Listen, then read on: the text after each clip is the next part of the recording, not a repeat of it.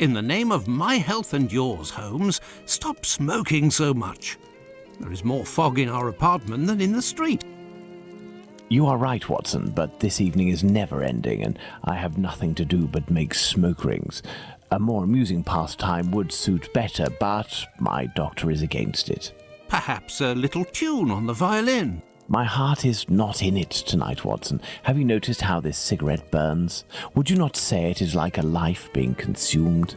How many lives will end tonight in London? How many crimes will be committed within the life of a single cigarette? Ah, the vanity of existence. It is but complaints and smoke, the meagre panache of its sickly soul. The tobacco is giving you very sombre thoughts. I am certain that this inactivity will not last. Let's retire. You'll be in better humour tomorrow. Reason speaks. Let's to bed.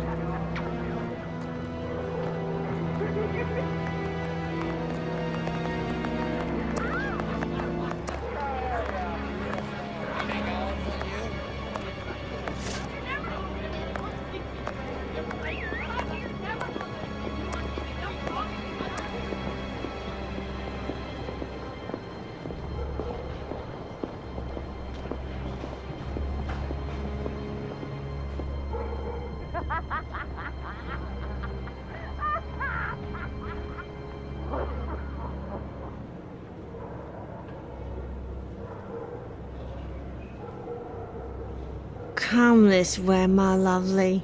We'll have a right good time. Wait, let me help you. Oh, it's my hair that pleases you.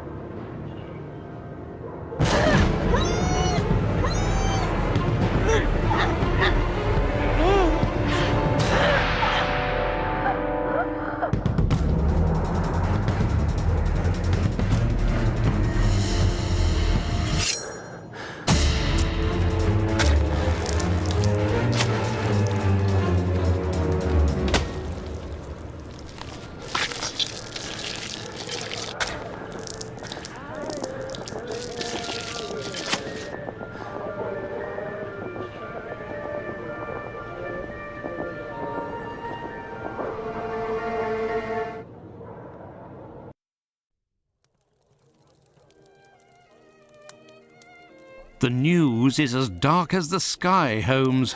An inquest has been opened into the murder of a poor woman in the East End. The unfortunate girl was discovered last night, lying in the street, still warm. The murderer was filled with an incredible savagery. Oh, the article gave me shivers down my spine.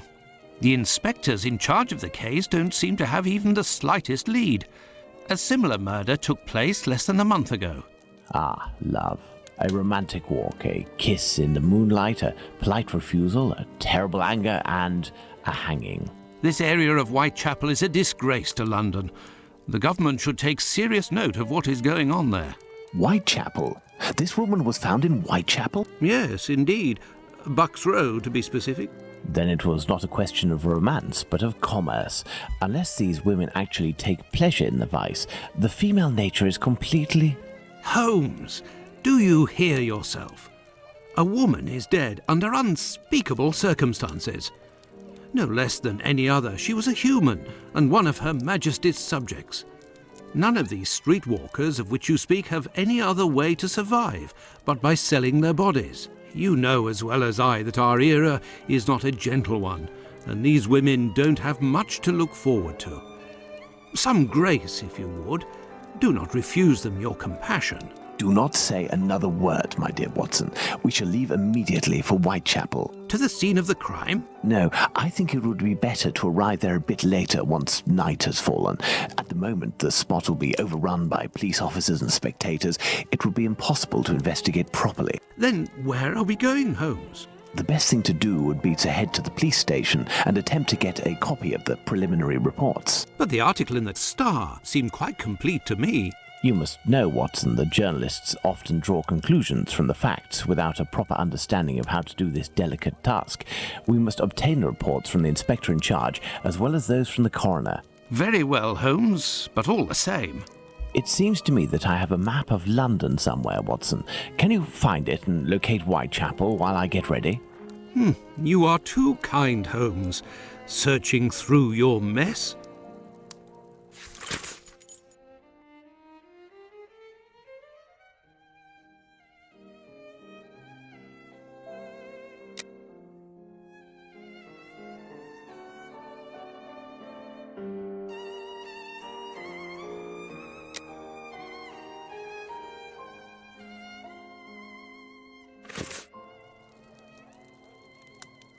Well, well, Holmes has received some French champagne, with a card, a gift from a young admirer, signed Raoul d'Andrecy. Who on earth could that be? Holmes's violin. He doesn't play nearly enough, if you ask me. A map of London, at last. Let's see, the district of Whitechapel.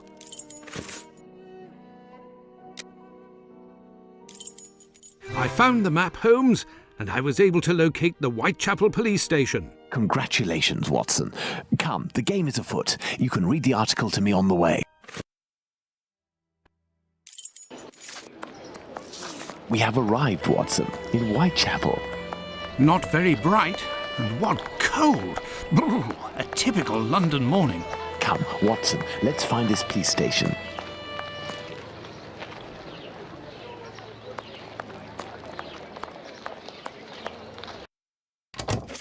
Well, this station isn't very well kept, I say. It's a local outpost, Watson. The daily tasks that confront these constables are not the easiest, and they are poorly paid. Gentlemen, welcome. Hello, I would like to speak with the Chief Inspector, if you please. Constable Humphreys here. I am the only one in at the moment. What do you want with the Chief? My name is Sherlock Holmes. I am... Sherlock Holmes? The detective that I read about in the papers? Well, that's a treat, that is. You come about the Buck Row case, have you? Indeed, we... Not at all. We were just passing by chance. You say that there was a crime recently. You don't know? You must be the only folk in London who haven't heard. It won't be long until you find the culprit, no doubt. Nothing is less certain. Suspects, 0. Clues, 0. It's not good for us, especially not in this district. Listen, this isn't what I came here for, but if I can be of service, in a confidential capacity, of course, if you can entrust me with a copy of the preliminary reports, I could study them and return later with my conclusions. It's just that these are official documents. I can't take a decision like that without the inspectors. The sooner we know the facts in the file, the sooner we can be of help, my friend. Say, if you are Sherlock Holmes, you can find anything, isn't that true? With your magnifying glass, footprints? My performance is often embellished by my biographer. Ah, good. Good. I will give you the reports, but could you do me a small favour first?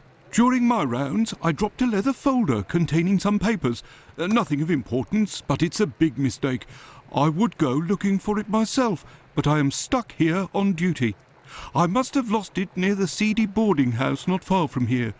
Left when you leave the courtyard and left again in the lane. Perhaps you could go, ask around. We shall see what we can do.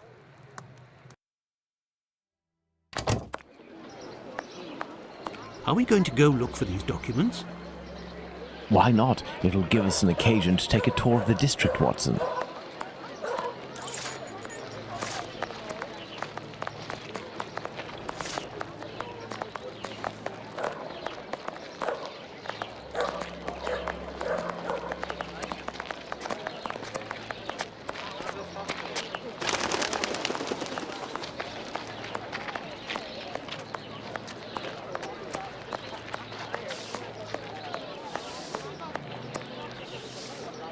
Good day, sir. You wouldn't happen to have seen a leather folder on the ground around here, would you? Good day, gentlemen. Finley, caretaker of this building. Here to serve. And yes, less than an hour ago. But some of the local urchins picked it up and God only knows where it might be now. That's unfortunate. This police bag contained documents that the local police will miss. You're inspectors. Not at all. I am Dr. Watson, and this is Sherlock Holmes, the detective. Sherlock Holmes, the great detective. You must be here about last night's murder. Have you discovered the identity of the poor woman? Indeed, I'd only to read the papers. Mine is dated from this morning, and it does not say who it is. I'm not really engaged in this case, but if I can help the police, I will do so willingly. Oh, to be sure. I've been told that Inspector Aberline is in charge, a very capable man. So, according to you, I have no chance of finding this folder then? Indeed. But I, on the other hand, should be able to find it. Do me a favour in exchange. A vagrant comes almost every night to sleep in one of the nooks not far from my windows. He coughs, howls, sometimes even sings. He's quite hefty and I don't dare approach him. I've lost 3 tenants because of him. If it's you who speaks to the police, they will take this matter more seriously. Tell them about the captain. They'll know who you're talking about. In the meantime, I'll find your police bag.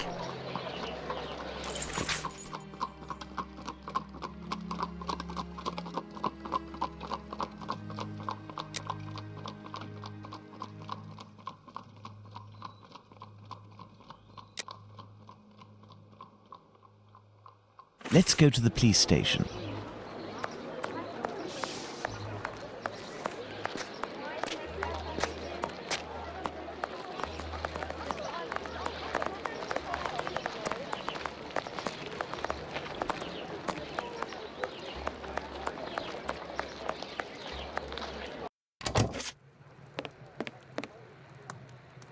So, gentlemen, have you found my police bag? Not quite yet. Do you know a vagrant who goes by the name of the Captain? Captain? Yes, an old sailor, strong as a Turk and tattooed from head to toe. The drink has turned him into a derelict. He appears to be causing some problems for the caretaker of the building at the end of the street. What do you want us to do? Every night, stairwells, halls and porches become public dormitories, and people don't only come to sleep. I believe this man has a niece who puts him up sometimes. Her lodgings are in Commercial Street, right after the alley with the boarding house. You won't forget my folder, will you?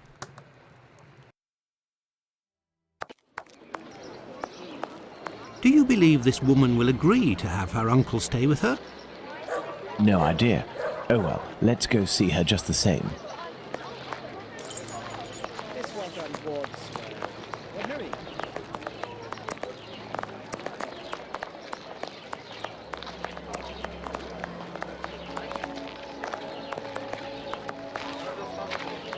There. This is where the niece of the captain must live. Good day, miss. Would you happen to be the niece of the man known as the Captain? Oh, yes, that would be me. What has he done this time? He isn't... Oh, my God. I'm on my way. Miss, we have come to ask if you could have your uncle come live with you. He sleeps under the windows of its boarding house, causes the caretaker no end of problems. I know. I've lodged him for a while, and he was the same here. My landlord made me kick him out. I'm ashamed, you know. I never should have, given the state of his health. He coughs day and night. There might be a way to calm his cough. I am a doctor. I could examine him. You went to see a doctor at the clinic, but the medicine costs too much. I can hardly pay my rent. We will see to it. Where might your uncle be found? I don't know. He must be in the vicinity, but I don't know exactly where. We will find him. Holmes, this is serious. Find an alcoholic in Whitechapel? A needle in a haystack would be easier. Come, dear doctor, let's trust to our lucky star. Moreover, we also have our informers, remember? Are you referring to those brats to whom you are always giving charity? Exactly, my secret police. Some of them must surely roam in this area. It suffices to find them.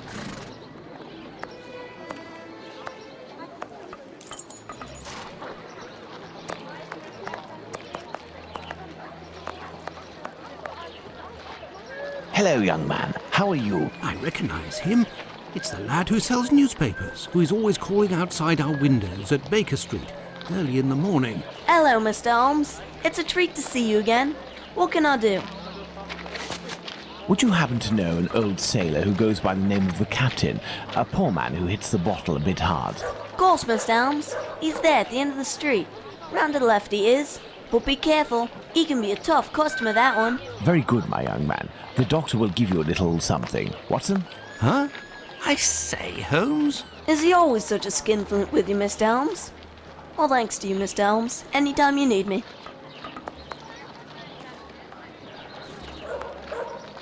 Batty Street.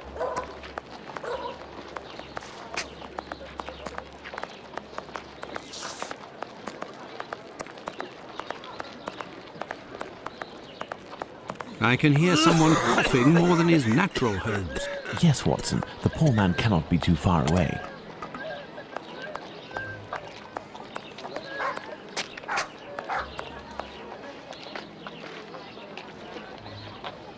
If, in order to listen to us, this man imposes as condition that we find his pet cockroach, there will be another murder in Whitechapel today, Watson. Yours. Ah!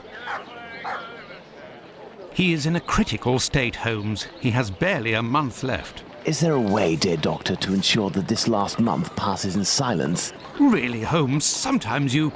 Oh, really? I will make note of some medicine to get immediately that will relieve his pain. Very well. I will locate an apothecary or a clinic.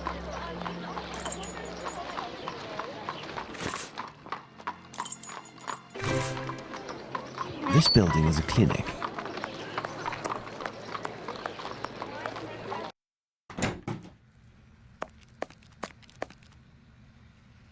Good day, sir. Dr. Gibbons. You aren't from around these parts. Indeed, Doctor. It is for someone from your neighbourhood that I am here, though. His doctor asked that I acquire some medicine on his behalf. I have the note here. Dr. Watson? Not from round here neither. This medication is quite dear. Certain documents are necessary to obtain them for free. I don't have it. You'll have to accept my spare change. Will it be enough? Enough to relieve your patient for a month. Would you like me to make this prescription available after that time? According to Dr. Watson, that won't be necessary. The possibility of a recovery? A definitive one, yes. There, sir. Thank you. It's rather quiet here. An unusual chain of events. The majority of the people hereabouts went out last night to see the great fire at the warehouse. The patients that I was minding and my staff were no exception. The former were dramatically healed, and the latter ended up sick. And with the murder last night, most of the people who weren't working wandered over to the scene of the crime. Their little aches and pains will wait until tonight or tomorrow. A squalid murder, it would seem. Just like what this area has become. My thanks, Doctor. Not at all.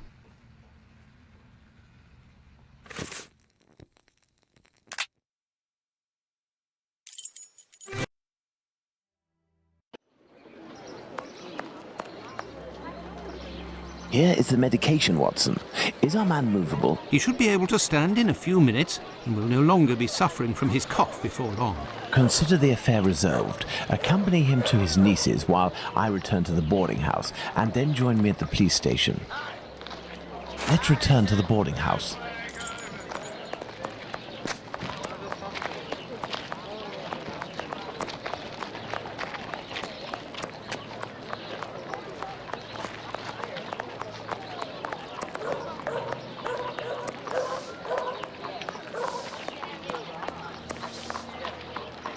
I have good news for you, Mr. Finlay. We have sent the captain to stay with a relative, and he shouldn't bother you for a while. I also have some good news. I have your police bag. Thank you. I bid you good day. Oh, it was nothing. Tell me, one of my wife's friends lost... Another day, Finlay, another day. Let's go to the police station.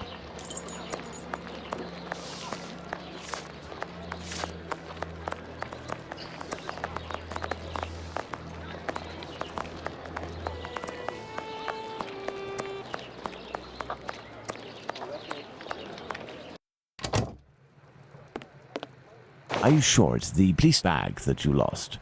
Yes, but someone attempted to force it open. They didn't succeed, but now the lock is stuck. Perhaps you could... Let's see.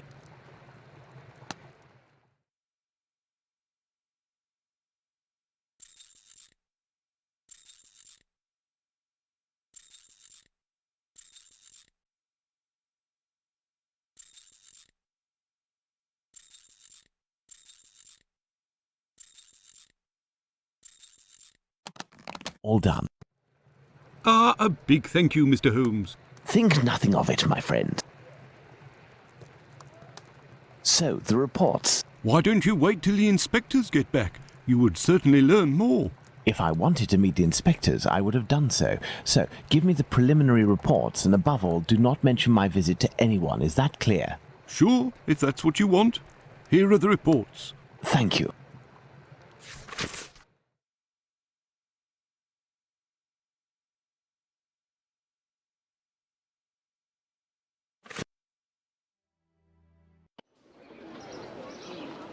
Have you obtained the preliminary reports? Yes, we'll read them on the go. Let's to the scene of the crime at Bucks Row, Watson.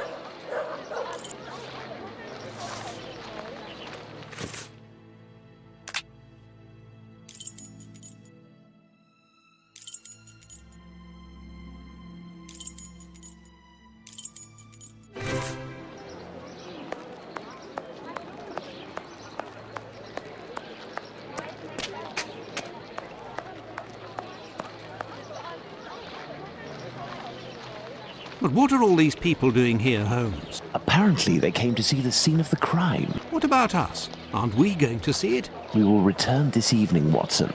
The circumstances should be ideal for carrying out our little experiments. Well, Watson, we are at the scene of the Polly Nichols murder. Imagine the victim lying at the spot where she was found and try to discern all of the clues we can.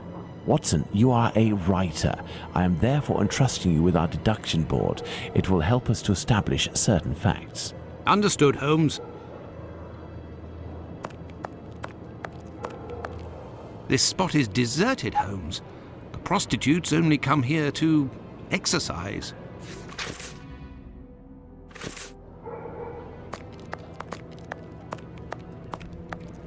There is only one streetlight lit on this street, Watson, and this spot is particularly poorly lit.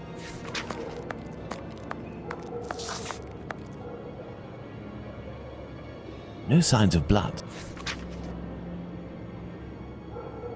Let's look at this poor woman more closely. A small pool of blood, 6 inches in diameter. The tongue is swollen. There's a bruise on the left cheek. There's a bruise at the level of the right maxilla. The throat was slit from left to right. There are 2 incisions.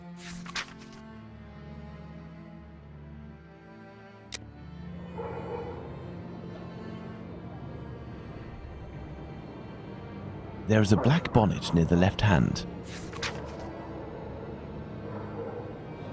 The body was lying on its back, legs straight and slightly apart. The skirt had been lifted up to the middle of the body. The left hand was touching the barn door. The body was still warm. Let's reread the preliminary report for the details on the wounds inflicted upon this poor woman. No marks on the ground. The ground is muddy. Well, Watson, we have found all of the possible clues, I think. We will now attempt to recreate the scene of the murder. Come closer, Watson. I have to make you up. You are joking, Holmes?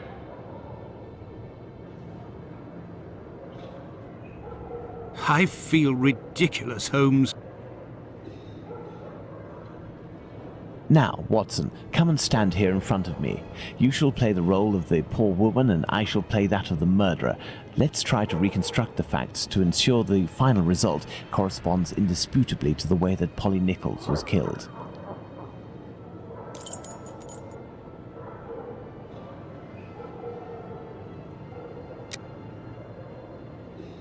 The murderer had enough room to inflict the wounds to the neck, and these wounds suggest the left hand was used.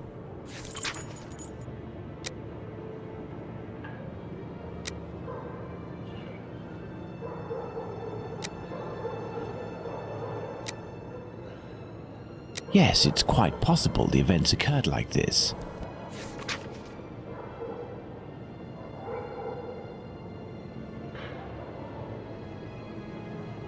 My dear Watson, now that we have found all of our clues, nothing remains but to subject them to our most likely hypotheses in order to deduce the facts.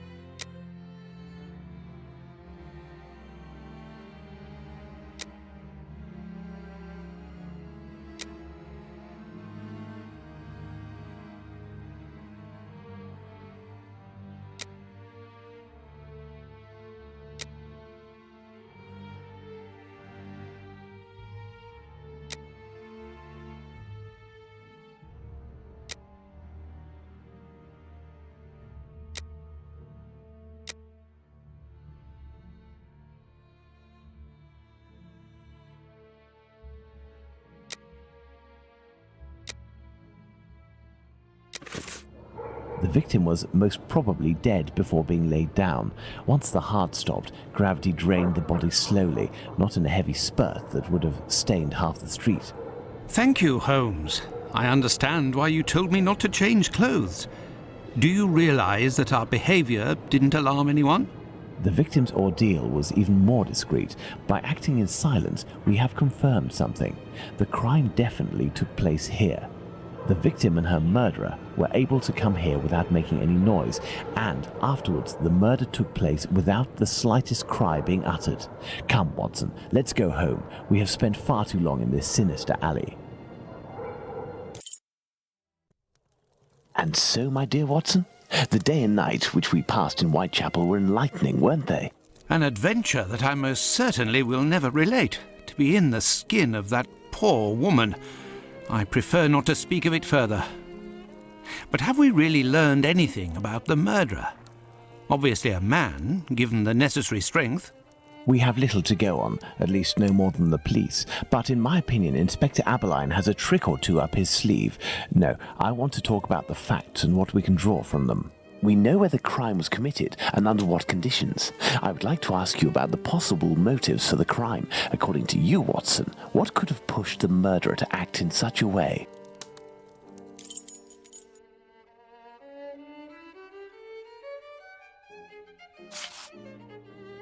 Revenge, Holmes? Revenge could be a possible motive, but with one small reservation. We have reason to believe that the victim considered her murderer to be a typical client. Theft, perhaps. I have a hard time believing that someone would attack poor Polly so fiercely just to rob her of a few coins. Black magic? I'm not terribly interested in the occult or black magic. Let's give the benefit of the doubt to this motive.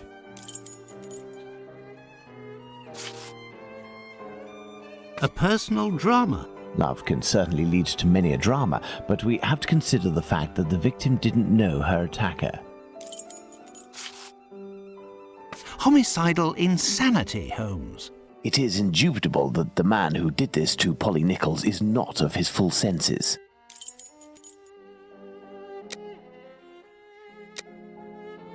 Elementary. Very well, Watson. I think that we've exhausted the topic. Take a rest and we'll speak again later. Ah, it would seem that the investigation is advancing, Holmes. Yesterday's Star said that a suspect is in the hands of the police, a man with a rather sinister reputation. I was about to join you in your optimistic outlook until you informed me that the good news came from the press, Watson. But surely they wouldn't invent the fact that the police are holding a suspect, or the acts that are attributed to him. You will have an exact answer to these two questions in less than 50 seconds, Watson. Pardon? Enter, Inspector. Good day. Dear Watson, allow me to introduce Inspector Aberline, Inspector Dr. Watson. Inspector? To what do we owe the honour of your presence, Inspector? I heard that the two of you made your way to Whitechapel a few days ago. Your arrival, you are aware, coincides with a very serious affair which our police service is going to great lengths to solve and which is creating strong tensions in the area. Pardon me, but haven't you arrested someone? A certain Leather Apron? Absolutely not. The man who hides behind this name is indeed being actively searched for by the force. Besides, nothing at the moment suggests that he is the Bucks Row murderer. There, you've been enlightened, Watson. Now it is our turn to answer Inspector Aberline's questions. Indeed. I will be brief and precise. Do you intend to investigate this case, or have you already started? It is to be of service to a friend that I went to Whitechapel. We did, out of curiosity, familiarize ourselves with the preliminary reports, and we made our way to the scene of the crime. Our conclusions are slim, as are the clues. Having not been officially appointed by a client, I believe that my intervention in this business will end there. Very well. To be frank, you take the weight off my shoulders by distancing yourself from the case. Our image isn't very good, to say nothing of what the press puts us through. Thus, if overnight they found out that you were on the case, people would turn against us. And they would pester me, overwhelm me, and finally make me out to be responsible for the inevitable failure such a scenario entails. Neither you nor I wish for this to happen. I know that your time is precious, Inspector. I will send you a note regarding my conclusions shortly. With pleasure. Gentlemen? Do you think that he will find the murderer? The chances are slim to non-existent. It is 7 days now, short of a confession from the murderer himself. And you will not go further? You heard the Inspector, Watson. My presence in Whitechapel would hinder, which doesn't mean that we will drop the case. How is that? The Inspector spoke of me, but not of us. It is you, Watson, who will lead the investigation tonight. It is you who will bring to the police station the little note that I will write regarding our conclusions. Despite the late hour, there is nothing to stop you from making inquiries about this famous Leather Apron while you are there.